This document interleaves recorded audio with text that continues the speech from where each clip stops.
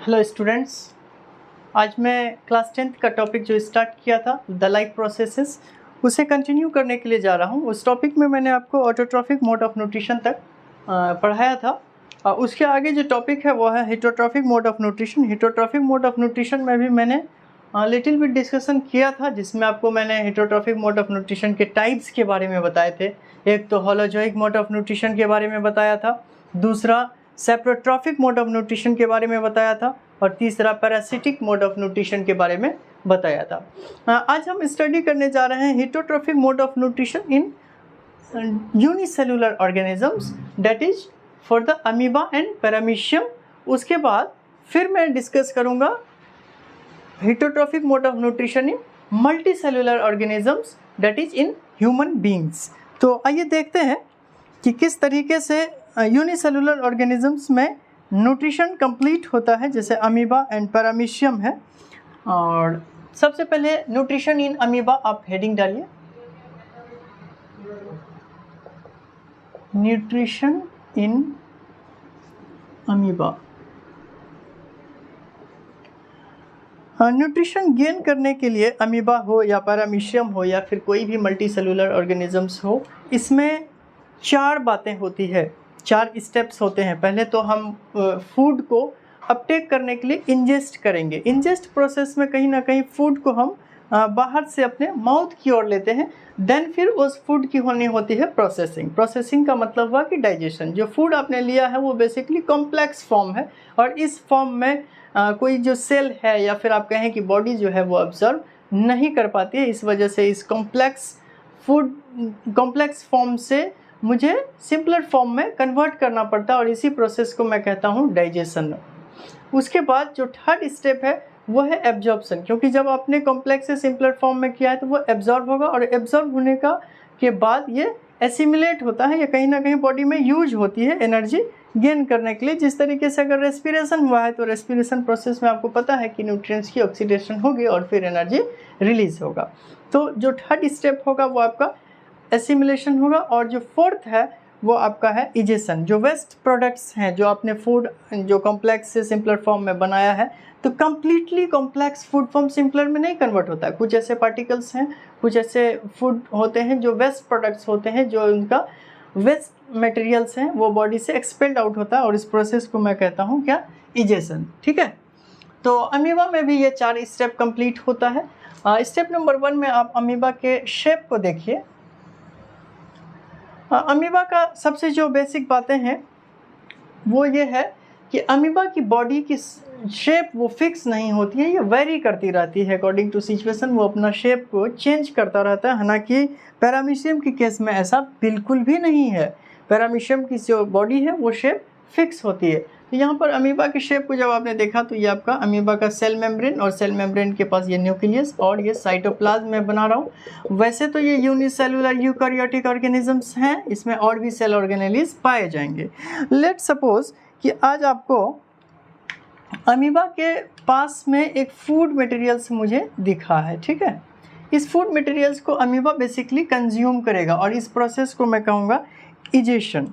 वो process egestion कहलाता है। ये आपका अमीबा में ये न्यूक्लियस और ये साइटोप्लाज्म, और ये फूड को सीडोपोडिया की हेल्प से इन्होंने इंटैक कर लिया। इस प्रोसेस को मैं बोलता हूँ ये इजेशन प्रोसेस है। कौन सा प्रोसेस है ये?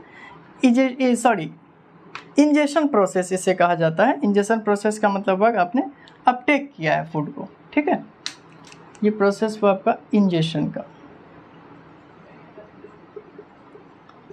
देन जो नेक्स्ट स्टेप है वो अमीबा इस जो कॉम्प्लेक्स फॉर्म ऑफ फूड है इसे सिंपलर फॉर्म में कन्वर्ट कर लेगा।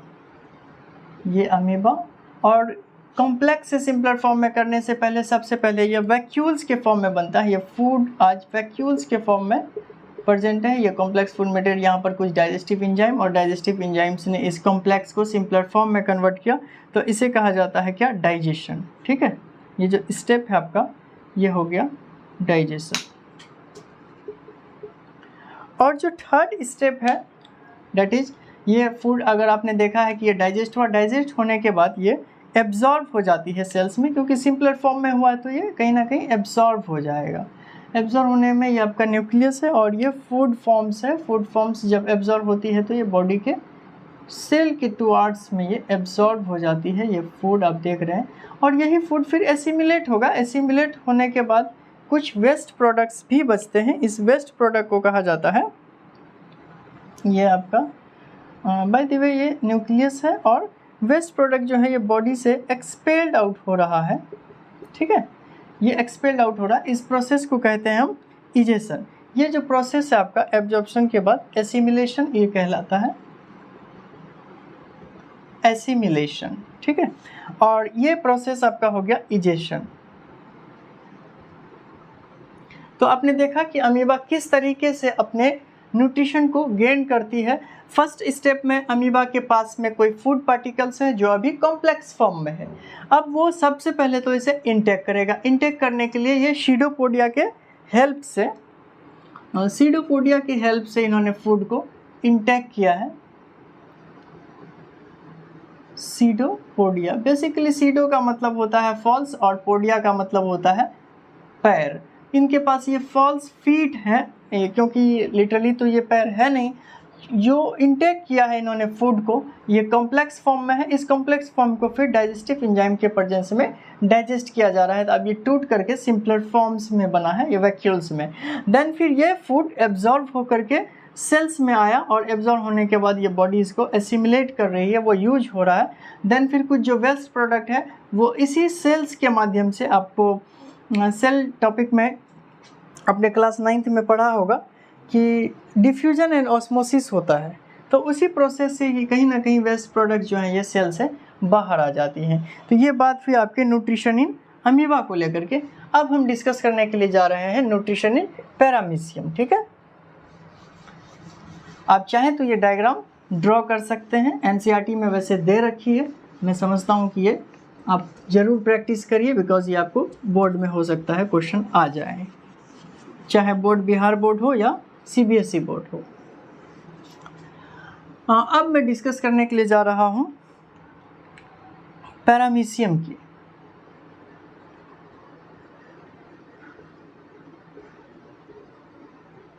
पैरामीशियम की एक खास बात मैंने आपसे बताया है कि यह भी यूनिसेलुलर यूकैरियोटिक प्रोटिस्टा का मेंबर, अमीबा भी प्रोटिस्टा है, आज पैरामीशियम भी प्रोटिस्टा है। लेकिन पैरामीशियम की एक खास बात है कि इनकी बॉडी शेप साइज फिक्स होती है।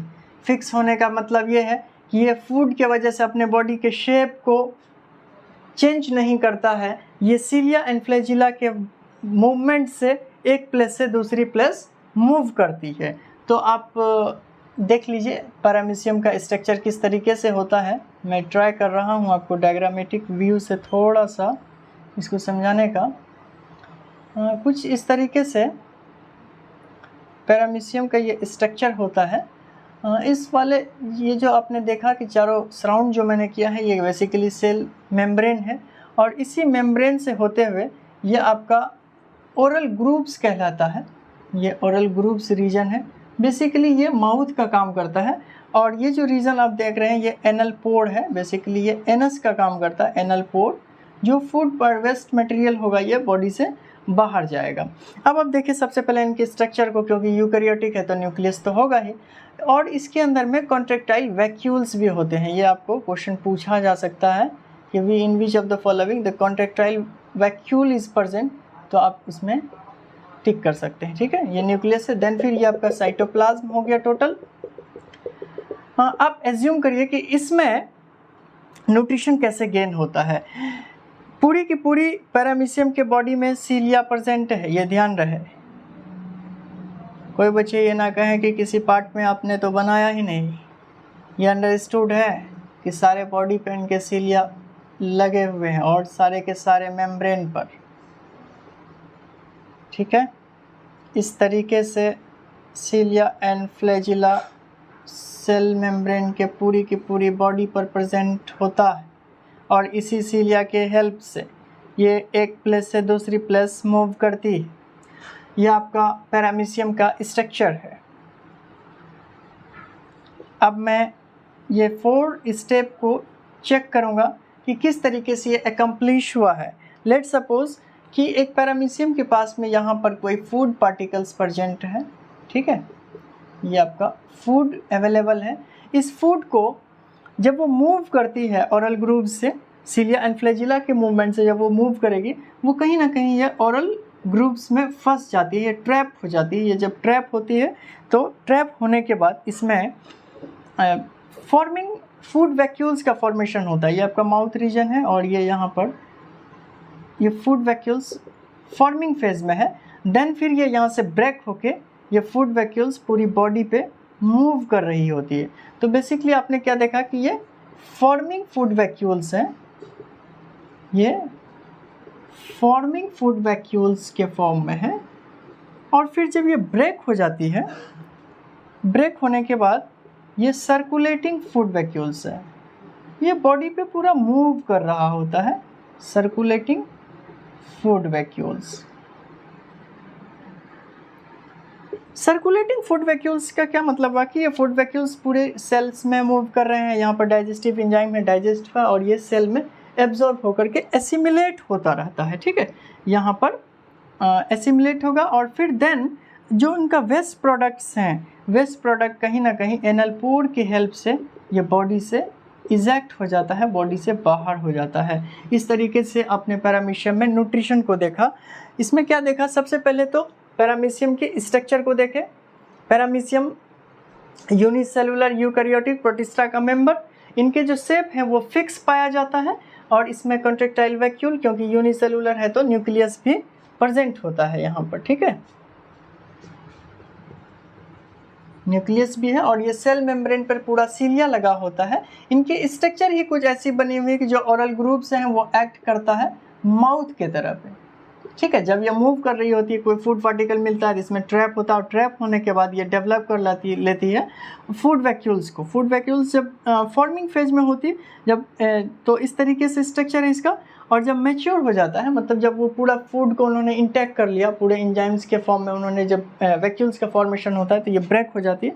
ब्रेक होने के बाद ये इसी पूरे सेल के साइटोप्लाज्म में मूव कर रही होती है। देन आफ्टर जब ये एब्जॉर्ब हो जाती है, इनके जो वेस्ट प्रोडक्ट्स हैं वो फिर एनल पोर की हेल्प से बाहर आ जाती है। बेसिकली इनकी बॉडी को डिज़ाइन ही इस तरीके से किया गया है कि एक सिंगल सेल ही पूरी की पूरी डाइजेशन को, एजिजेशन को, इंजेशन को वो एकम्प्लिश कर रही है। ठीक है, तो ये हुआ आपका न्यूट्रिशन इन पैरामीशियम। अब मैं नेक्स्ट क्लास में स्टडी करूँगा न्यूट्रिशन इन ह्यूमन बींग्स, जो कि एक मल्टीसेलुलर ऑर्गेनिजम्स है। प्रोसेस को समझेंगे बहुत अच्छे से। आज के लिए इतना ही। Thank you.